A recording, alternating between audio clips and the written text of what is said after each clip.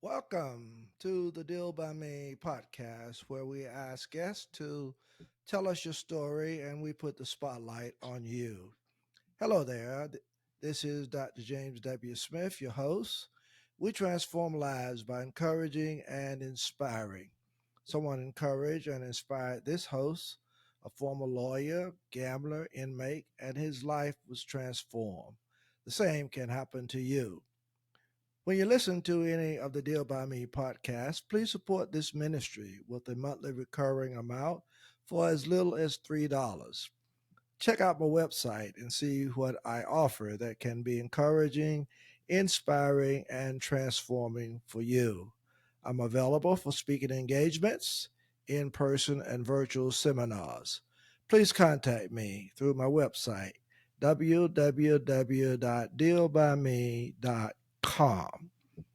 I have with me Christine Green, who finds her inspiration in empowering others to grow beyond their limitations and discover their inner strength and courage.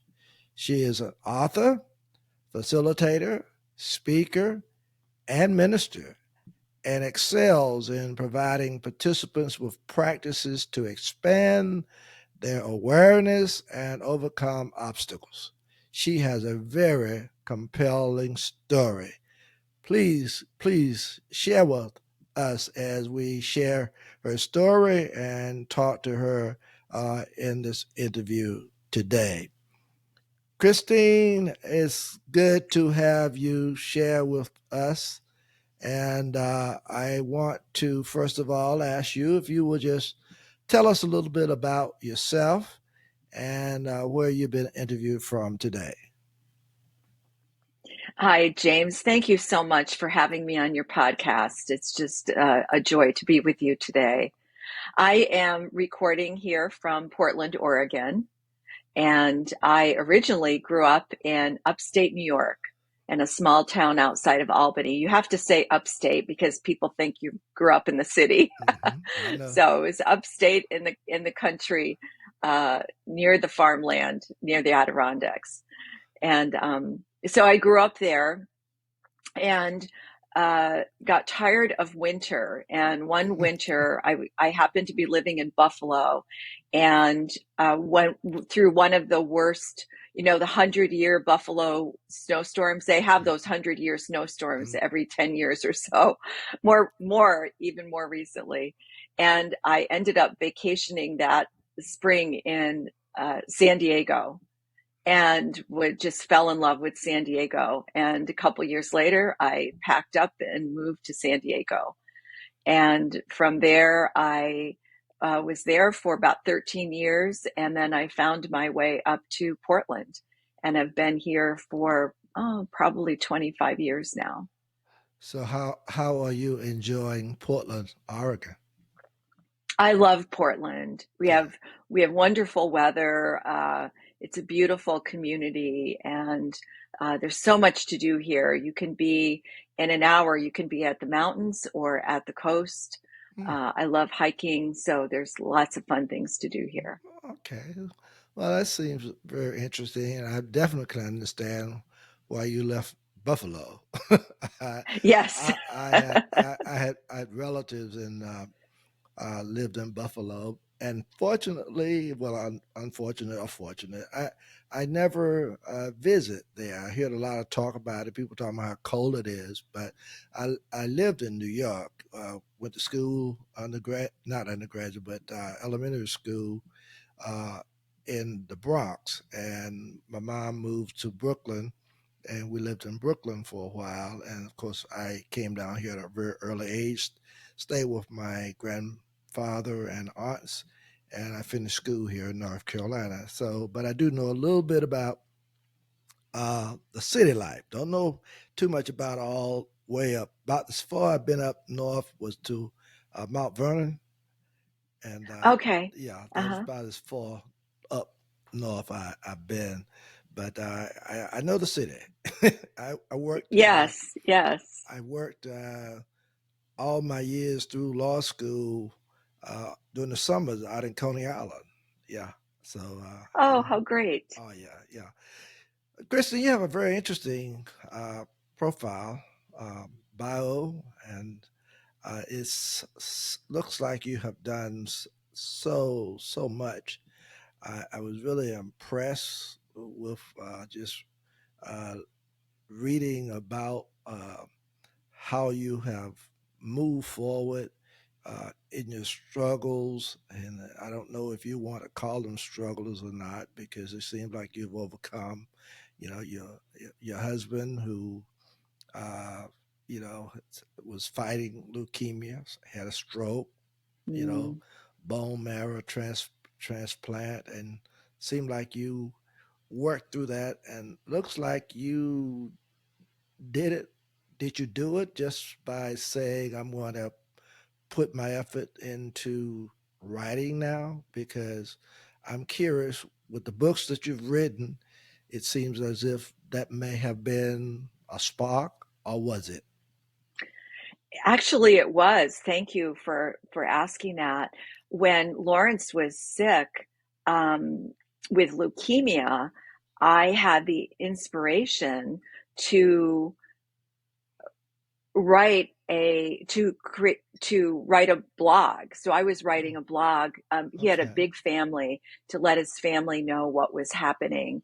And when he had leukemia, I said, gosh, wouldn't it be great to have a journal of inspiration from a patient and a caregiver, so that you got both sides?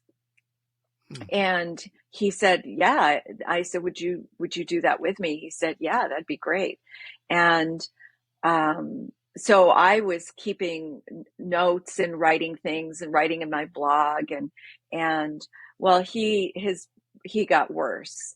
He Hmm. had leukemia, and then he got over that, and there was nothing. Actually, he had before that, he had 3 years of being ill. He had a blood disorder called polycythemia, which means it's not making enough blood cells. And he was sick on and off, had a number of surgeries and different things. And then when the doctor said, there's nothing else we can do, you have to have a bone marrow transplant. And so while they were testing him for that, they found out he had leukemia. So he had leukemia, and then he got better from that. And then he was just waiting for uh, the bone marrow transplant, which finally he was able to get. So it was a long process of illness and caregiving. And in the midst of that, I was keeping notes. Hmm. Well, during his bone marrow transplant, it was the transplant itself was successful for about, I think it was 12 days, 2 weeks. And then he had a reaction. And what happened was he had a number of strokes.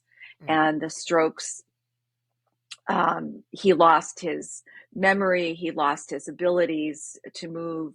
It really affected him. And then, so now he had no, he even had to relearn how to eat and drink and Mm. walk. And so it was quite an ordeal. And um, so long story short, many months of working through this, and the medicine, nothing helped. Is his body was actually rejecting the bone marrow transplant, Mm. and so the last resort was, the doctor came in and said, we've tried everything. There's nothing else we can do except give you steroids, and steroids would reverse the bone marrow transplant, and you would go back through this all over again. And he said, no, that's enough. Mm. I'm finished. And so within a week, he passed. Oh, But I'm. when I was cleaning out the closet, I found his hospital bag. And in his bag, he was keeping a journal. Oh, And I didn't wow. know about it.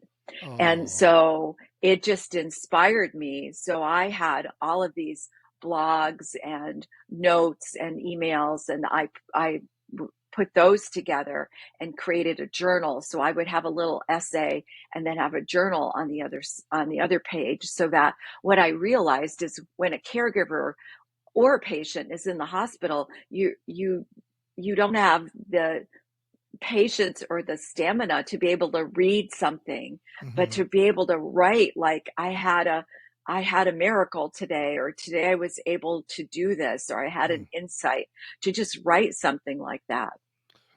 So Wow. I was able to include his journal, and Okay. his journal was about a week before his bone marrow transplant, and he had deep um, realizations about he was reading the Gospel of John, and Mm-hmm. he had great realizations about what Jesus was teaching, and how that Oh. affected him in his life, and how he was worried about his family, and Mm-hmm. just different things like that. And it was very beautiful. And so I included it in my book. I Oh. ended up writing Anatomy of Caring, Okay. insights and inspirations for patients and Oh, caregivers. beautiful. I'm going to give you a chance to, talk about them a little bit more, but I noticed also that you are a spiritual coach. And as I Yes. was reading a little bit about uh, uh, what you do, you said I've listened carefully to my clients, concern and fears, the issues that keep them up at night. It was through this active listening that I made notes of the repeating challenges I heard that were debilitating to women, and self judgment, low self esteem, victim thinking, relationship issues, and money. And then you talk about how this inspired you. So there seem to be lots of things that kind of kept you going. In addition to what your husband was going through, uh, that made you want to write, and made you want to kind of just put it all on paper. I'm an author, so I'm kind of pushing you a little bit because I kind of feel where you may be. Am I correct in my thinking? Yes, Okay. yes. So I was keeping all those notes. I was making notes about my clients, and I had plans to write this book, but Okay. I put that on the back shelf. I wrote Anatomy of Caring, and then I went back to authentic spirituality. It's like I want to give something to clients, to have something for them to um, to refer to when they're going through a hard time. So Okay. I worked on those issues that you mentioned. Thank you. On relationship, on self esteem and self worth, Hmm. on getting through doubt, on dealing with suffering, dealing with Hmm. pain and suffering.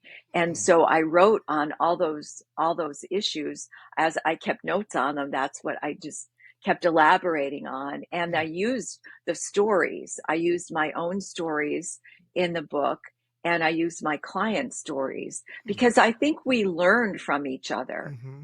Very Hmm. often when we're going through something, we think we're the only one going through Hmm. this, Hmm. and I'm the only one with this problem. I Hmm. found that so much with what I was hearing from my clients.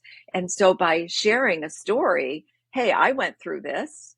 I had a bad relationship. I had self-esteem issues. Or sharing my clients, I got permission and I changed their names and circumstances. Hmm. But sharing those stories were very helpful to women Hmm. going through the same issues.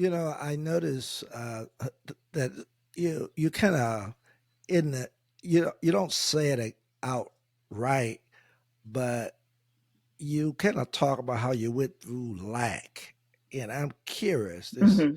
uh, and talked about how you kind of got through stuff. So, what did you? How did you get through lack, and what was is the best way to kind of let go, because all of this that you were dealing with seemed like it would have kind of hung with you for a while, because you went through a lot, and somehow it seems like you've come through it. Talk about it a little bit. Yeah, thank you. Gosh. So I remember growing up that I just heard about lack all the time. We don't have Mm-hmm. enough for this. We don't have enough for that. And I Mm-hmm. had a great childhood and my family did well, but there was a belief there that there's not enough, and a concern that there's not enough. And so as children, we take those beliefs on. We take Mm-hmm. those concerns on. So I really didn't think much about it until I was out in the world on my own. And I saw how there wasn't enough of anything. There weren't Mm-hmm. enough opportunities. There weren't enough jobs. There wasn't enough money. And so as I began to do this reflection for myself on my spiritual journey, I noticed what I was saying to myself. And our word has power. Our thoughts have power. So as I learned that, I became aware of, oh, that's what I'm seeing, lack all around me, because that's what I'm believing. Mm-hmm. So how do I begin to change that? So I began by first noticing and really paying attention to what am I believing at this moment.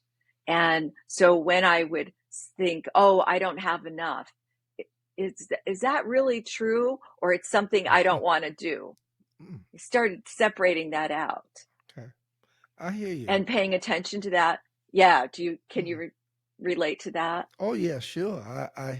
I hear that Yeah. very well. There must, you through it all. Obviously, you were going through something, uh, and especially when you lost your husband. And I think listeners of this podcast would be very interested to know that you are a minister, and and obviously faith and a lot of other things help to pull you through it. But talk about how you really got through the loss of your husband and being a minister, the what you consider the difference between spirituality and religion. And that's it's curious to me because I remember doing a sermon on uh, religion, religious but not spiritual. You understand? So it was kind of Yes. interesting. So talk about that just a little bit for us, if you don't mind. Um, Thank you. I think, yeah, definitely how I moved through the loss of my husband was a lot of faith. Hmm. I was very blessed to have a group of people around me, a minister, a spiritual mentor. I had a grief counselor that I was able to talk things through.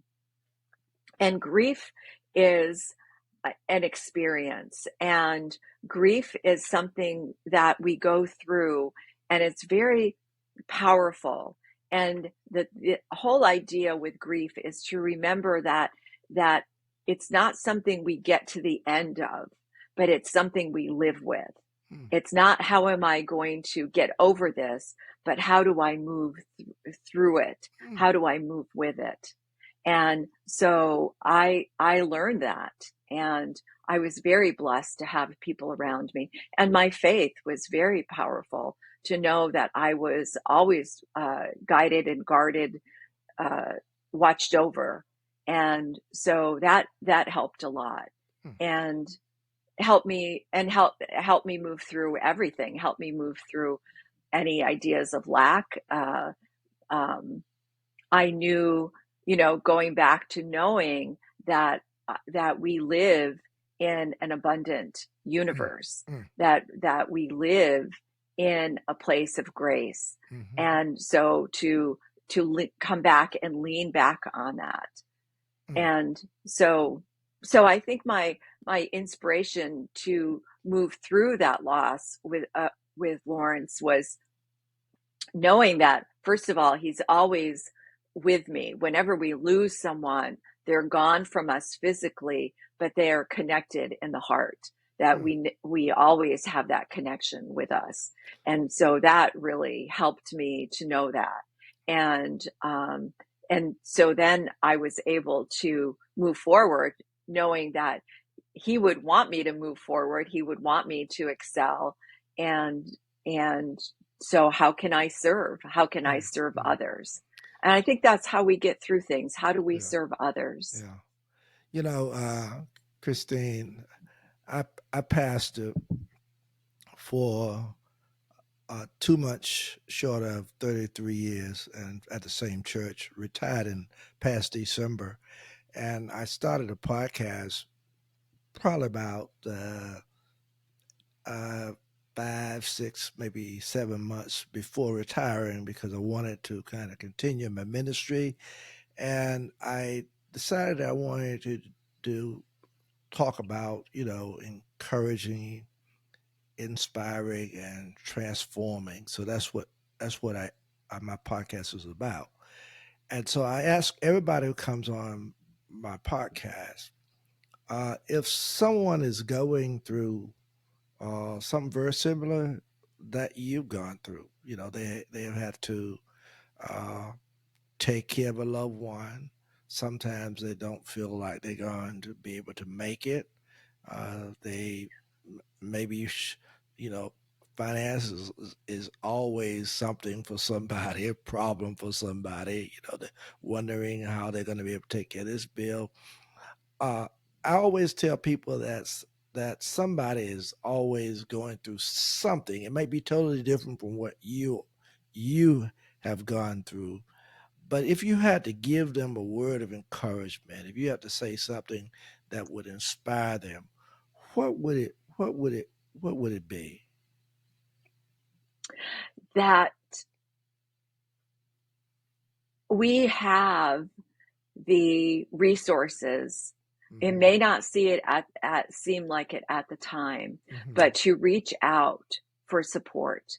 I think that's the biggest thing, is Okay. to try to do this work alone is very difficult. Hmm. But to reach out to your pastor, to a friend, to a counselor, to someone who will listen and guide you on the journey, I think it makes a huge difference. And being aware of, what do I need to know for myself? What am I telling myself? And how can I see this differently? And to lean on whatever you inspires you. It's your faith, if Hmm. it's your your church, your whatever you lean on that inspires you to don't be afraid to ask for support. I think so many of us go through challenges alone, Hmm. and that if we can do that, if we can turn to someone else for support, it makes all the difference in the world. Wow, that's very good advice. You're really ministering to me. I've had my difficulties, but I remember when I was trying to come back, my mom said to me, she said, "My son, you can go and lie down in a ditch. If you want to, you can rub your head in the sand, but people will just come by and kick dirt on you or rub your head further in the sand. But if you would just get up, some of these same people will give you a helping hand." So I thought about what Yeah. you were saying. Don't be afraid to reach out for help. And so that's what I did, and I've been blessed, ever since. Uh, Called to a church that I was been pastored the same church for, like I say, 2 months short of 33 years before retiring. So we can do it, and so I appreciate you sharing that to listeners of this podcast, because that's what I'm about. So thank you so very much for doing that. I know that sometimes we go through things. We're dealing with matters, and we feel like we may have had something to do with it. I kind of call it, and I think you will say the same thing, that victim thinking, you know, and you kind of talked about, the grief, how you moved through that, but also share a little bit about this victim thinking and what is the best way to stop judging yourself. Right. That's such an important thing. We, no matter, like, congratulations, that's a long time to pastor a church. Thank you. Congratulations. Thank you. That we all have things that we've done that we've accomplished. And very often we sell ourselves short. Hmm. And so many times I mostly work with women, so I'm going to talk about women, Hmm. that I hear from women that I'm not enough, or I don't know how to do this. And I will remind them to remember when you did this, or look at what you've gone Hmm. through, that we have successes in our lives, but we sell ourselves short. And when we do, we feel that other people have power over us. And again, it's, if the way we're going to get through that is that we have to see ourselves differently. It Hmm. all begins with our awareness of ourselves. What am I believing about myself? How am I seeing myself? And as we pay attention to that, we begin to see where we're selling ourselves short. We begin to see where we give away our power.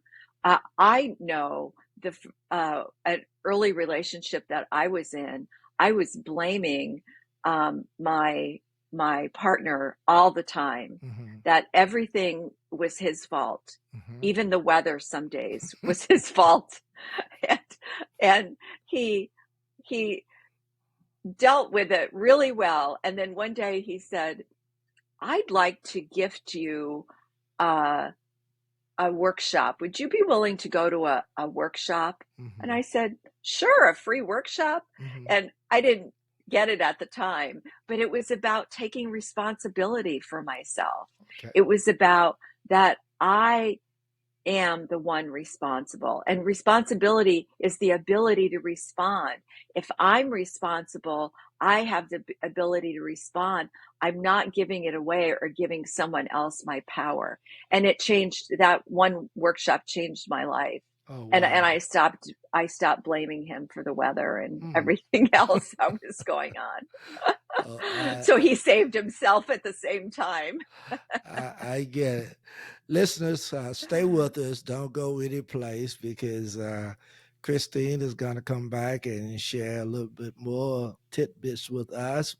And I know we're just enjoying the conversation that we have with her.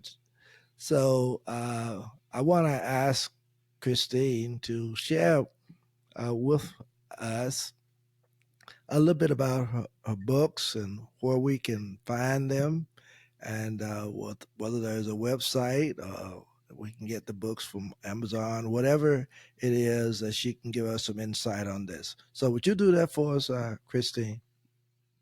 Yes, thank you so much, James. My website is www.revchristine.com. And on there, or you can find my books there. I have caregiving information. I have my latest book is called Soul Musings. It's a journal to help you get you inspired to journal, because journaling is such a great tool. I have a blog. There's talks you can listen to. There's resources there. And so, and my books are available on Amazon. So thank you for asking. Okay, thank you. Listeners, I hope you got that, and we will hopefully give some links to that as we move forward. Uh, Christine, let me just ask you a couple of more questions that I think listeners will be interested, uh, because you had to go through a little bit of anxiety when you're dealing with this. You had to have a little doubt when you are going through all of this. You know, how am I going to get through it? Uh, this anxiety is about to get me under. Tell us, how did you stop worrying, and how did you move from fear to faith? And maybe that's not a good question for me to ask you, because I know if you're a minister, maybe you got a hold of that. But I don't care who we are. Sometimes that doubt creeps in, and so and that fear creeps in. So how did you get from one place to the other one? Yeah, thank you, James. Fear is creeps in all the time, right? All we Yep. have to do is turn on the news, Hmm. look at our phone. The phone has news alerts, and we can find something to be afraid of. Hmm. And it's really, again, paying attention to what am I thinking about? Where am I focusing my thoughts? Where am I focusing my energy? And once we do that, once I can pay attention to what am I looking at, then there's something called reframing. So you probably Hmm. do it yourself. Hmm. It's reframing. So I have this fear about something. Well, how can I reframe that into something that supports me? I instead of I'm afraid I won't have this, I know my good is available to me. Hmm. And you may not believe it initially. That initially, when you say and affirm something like that, you don't believe it initially. But the more you do it, the more it begins to sink in. Hmm. And to read inspiring it, books, Hmm. whatever. There's such a wealth of inspiration out there Hmm. today.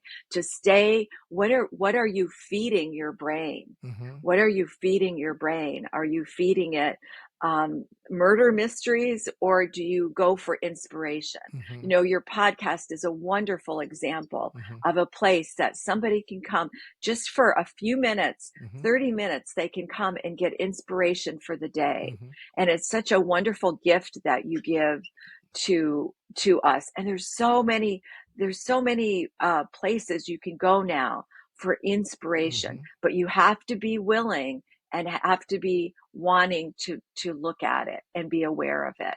And Amen. that's what gets us through doubt and through victim thinking and Oh, all of the tough things in oh, life. I love it. I love it. I love it. The country and folks around us, we are hearing, the shootings in schools and, the war going on. Uh, just seemed like you mentioned it, every time you turn on the TV, radio, there's something that just feels like chaos. Yeah. My wife does, she doesn't even like to look at news sometimes. She's like, cut that off. Every time I hear it, I'm hearing this and that. So, but I know you kind of have gotten past that a little bit. So I just want to ask you, how do you find peace in the midst of chaos? I'm going to share a little prayer with you that I Okay. say, and it's called the praising prayer. Okay. Because whenever we can find something good to say about others, we lift them up and we lift ourselves up. And so it has hand movements that go with it that I'll explain. So the first one is to put your hands together in prayer formation. And so I'm going to say this prayer for you. So I praise you, James. Mm-hmm. So what we do when there's someone that we're thinking about, we want to send loving energy to. So I praise you, James. And Mm-hmm. then we raise our hands up and we say, I raise you, James. So I'm Mm-hmm. raising you up, and then put your hands over your heart in the name of love. Mm. So I praise you, James. I raise you, James, in the name of love. I praise my life. I raise my life in the name of love. I praise the world. I raise the world in the name of love. And so when I see something that's going on that bothers me, I go to that praising prayer and it changes my energy. Because that's all it's meant to do is it changes me. It changes my vibration out in the world. And that's what we want is we want more love vibration out in the world, because that's what's going to change Mm. is sending love out into the world. I praise the Ukraine. I raise the Ukraine in the name of love. Whoever Mm. it is, whatever it is that comes up and that we feel pain or we feel suffering or we feel uncomfortable, to do that, and it changes. It just brings me to a place of peace and it lifts me up, and I know I'm sending out good vibration into the world. Wow, Christine, you have been just awesome today, and I'm so grateful for this interview. And there you have it, Christine Green sharing with us today. She is an author, a facilitator, speaker, and minister who has given us some powerful and very interesting conversation today. Again, uh, peace and blessings to each of you. Christine, thank you so very much. Oh, thank you, James. It was just a joy to be with you today. Thank you for the opportunity to speak with you.